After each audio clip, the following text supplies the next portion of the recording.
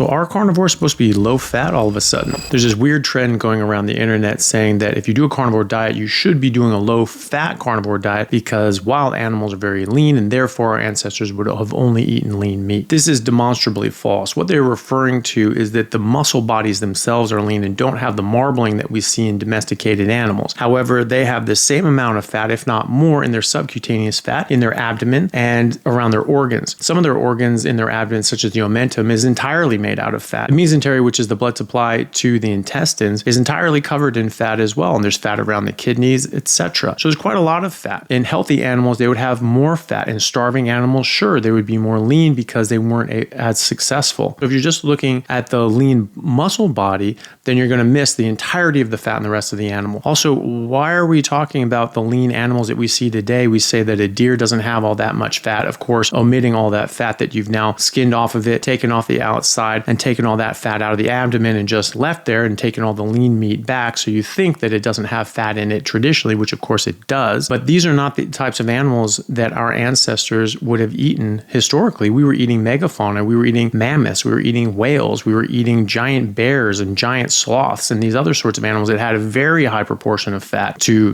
their body weight, and we kept all that fat. But even just look at modern animals today that humans traditionally hunt in carnivorous populations, such as the Inuit. They're eating whales, they're eating seals, they're eating polar bears. These are very high in fat, and the Inuit eat up to 50% of their food by weight as fat, which can be 3 or 4 grams of fat per gram of protein. So you're talking 90% calories from fat or more. What about the Native Americans in the Great Plains who predominantly ate buffalo and bison? Well, they did a buffalo drop once per year generally, and they would scare an entire herd of buffalo over a cliff, and they would harvest those bodies for the rest of food for the rest of the year. They would take all the fat that they could and they would render it down to tallow. They would dry the meat and powder it, and they would mix the two together in equal proportions by weight, and this would make pemmican, and this is what they would eat for the rest of the year. That's 2 grams of fat to 1 gram of protein. That's 80% calories from fat. So how are we saying that our ancestors ate low fat? Because somebody went hunting one time and they found the deer didn't have all that much fat after they cut all the fat off of it. People talk about how it's only in modern eras that we bred these animals to be fattier, but that's because we are used to fattier animals. We're used to eating mammoths and whales and other high fat animals, many of which died out with the end of the last ice age with some sort of cataclysmic event that wiped out megafauna across all the different continents across the globe. So then we tried to get the next biggest animals, like cows, and breed them to be fatter and also get the fat from their milk in order to increase our fat content, because fat was so important for us. All you have to do is look at the nutritional content in fat. You have D3, K2, vitamin A, you have DHA, EPA, you have choline, you have saturated fat, and yes, cholesterol. These are essential nutrients for the body and the brain, and there's so many more that you absolutely have to have. And so if you're eating low fat, you are going to be depriving yourself of those nutrients, and you will be nutrient deprived before we talk about anything else. But let's talk about these other things. If people were only eating lean meat, what would you get? Well, you'd get rabbit starvation or protein poisoning. And this was actually called that, rabbit starvation, because rabbits are very lean. They don't have much fat on them. And people that were exclusively eating rabbits, they would get extremely sick. They would have voracious appetites. They couldn't eat enough. And they actually eventually died after a few weeks because this was very harmful to their bodies, eating very low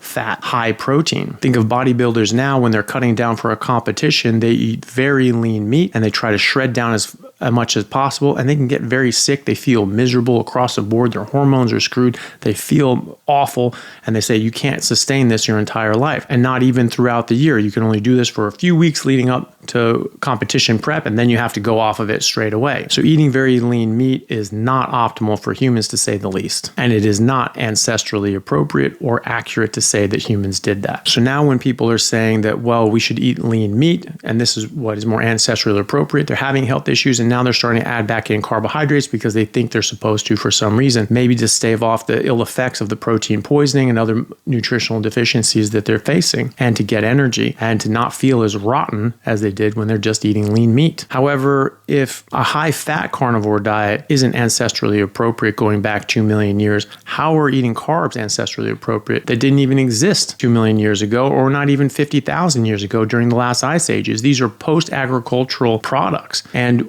would not have been in the staple diet. We talk about how dairy was only added to the diet in the last 10 to 12,000 years. We see lactase persistence start to rise in the genome about that time. But we also see amylase starting to be produced in a wide proportion of humanity at around 10,000 years ago with the advent of agriculture. Prior to that, we did not have the genes to break down starchy vegetables properly. And so this is clear evidence that this was not a major staple of our diet. We were not eating carbs. So why would you replace fat with carbohydrates because you think fat is not ancestrally appropriate when you know that carbs are not ancestrally appropriate? Then there's this idea that being in ketosis long-term, eating low carb or no carb long-term is somehow detrimental to our health or our metabolism. This largely comes from the Ray Peat school of thought, which has been thoroughly debunked before it even started. I have a long video on this with my friend Richard Smith, and we go into gross detail about all the different studies in science and physiology behind this. We showed that the actual long-term studies on ketogenic diet actually showed that you get no drop in your metabolism, you get no drop in your thyroid function, you get no untoward elevated risk in your cortisol. And in fact, being in ketosis increases your basal metabolic rate by 350 kilocalories. So how are we saying that lowers your metabolism when in fact it is raising our metabolism demonstrably in scientific studies? Being in a ketogenic state also lowers and optimizes insulin and leptin. It removes leptin resistance, which improves metabolic function. So again, how is this slowing down our metabolism? There's an argument that long-term on a ketogenic diet, like a carnivore diet, you're going to start lowering your metabolism, you're going to start putting on fat. And yet I haven't eaten carbs in over a decade and I don't put on fat. Even during COVID when I couldn't work out, I remained very low body fat percentage, well under 10% and very lean and muscular. And people kept asking me, how do you stay in such good shape? Do you have a gym at your house? Or you're just doing crazy calisthenics? What are you doing? And I would just tell them, like, I'm not doing anything.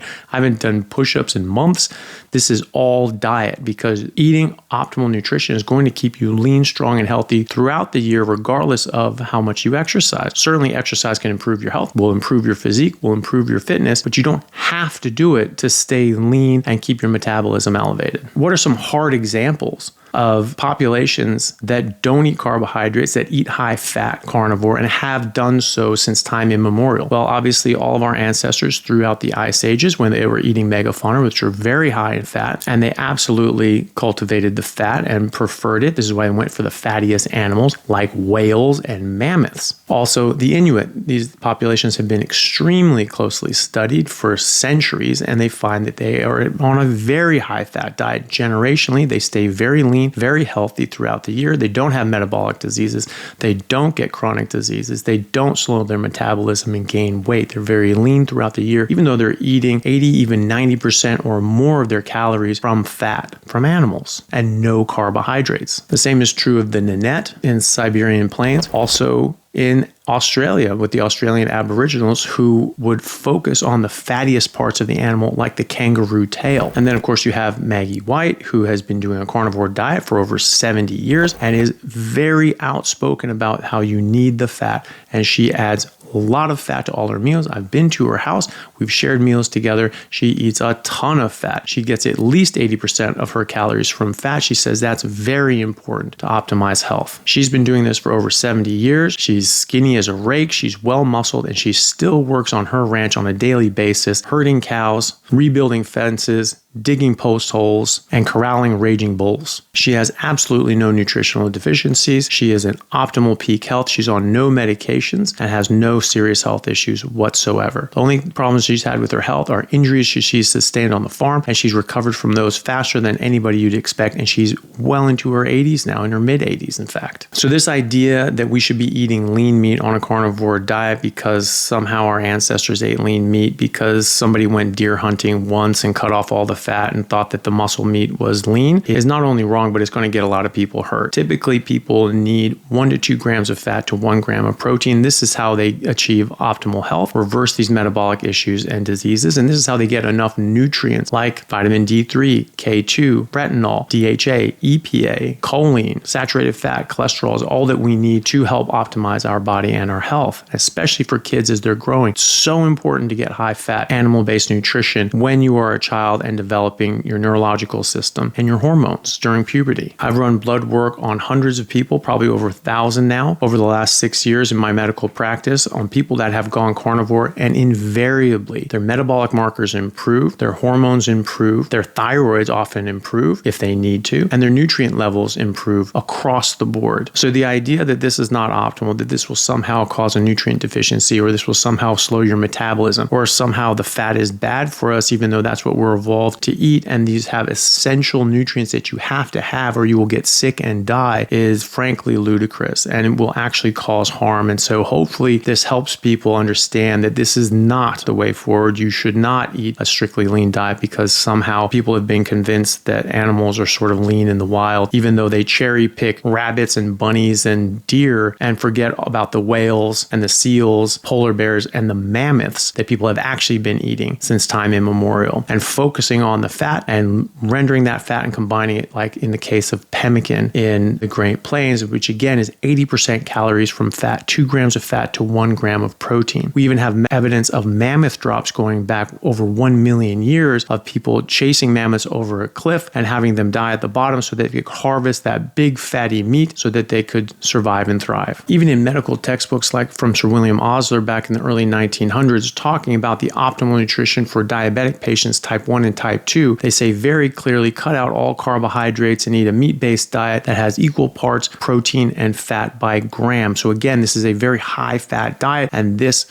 showed a very good health outcome for very sick patients and diabetics before we had insulin or any modern medications for them. So any way you look at it, humans are high fat carnivores, and the fat is necessary. These are essential nutrients that you have to have, or you can get sick and die, and you can run into very serious health problems. I encourage everybody to not fall into that trap. And also remember this, we have 5 organs all working in concert just to absorb fat. We have our stomach starts breaking down our food and releasing the fat. Our liver makes bile, our gallbladder stores it, and this bile breaks down and emulsifies that fat. The pancreas produces lipase and other enzymes that break this down and release it, and then once that has been emulsified and taken up by the bile, it is absorbed in the small intestine directly into your lymphatic system. It doesn't even go into your liver because it is so important. Your body just mainlines this into your bloodstream. So this is extremely important. Our body is set up explicitly to absorb fat, and if fat was so harmful to us and wasn't appropriate, then we just wouldn't have all those organs set up to absorb it. Also, you have to think about the fact that our liver makes a specific amount of bile because it wants a specific amount of fat. After you run out of bile, you actually can't absorb over 90% of the fat that you eat. It will all go out in your stools. And so why, if fat is so bad for us, does our body make a specific amount of fat that just happens to be far too high for our body and our health? That makes no sense from a biological point of view. And this whole argument makes no sense